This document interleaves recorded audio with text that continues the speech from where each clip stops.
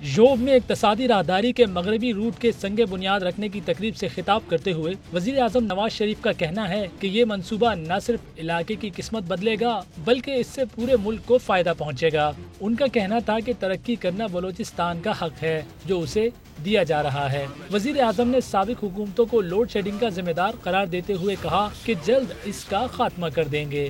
اس موقع پر نواز شریف نے کراچی گوادر موٹر وے کی تعمیر کا بھی اعلان کیا۔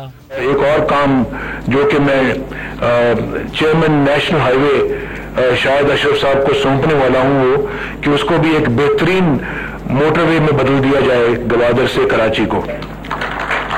تقریب سے خطاب میں مولانا فضل الرحمان کا کہنا تھا کہ معاشی بدحالی دہشت گردی اور انتہا پسندی کی بڑی وجہ ہے۔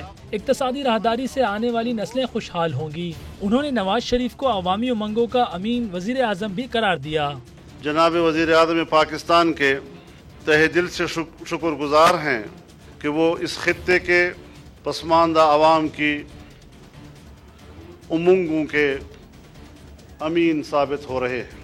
سنگ بنیاد رکھنے کی تقریب میں مشیر قومی سلامتی ناصر جنجوعہ، گورنر بلوچستان محمد خان اچکزئی، وزیر اعلیٰ ثناء اللہ زہری کے علاوہ محمود اچکزئی، حاصل بزنجو اور میاں افتخار نے بھی شرکت کی۔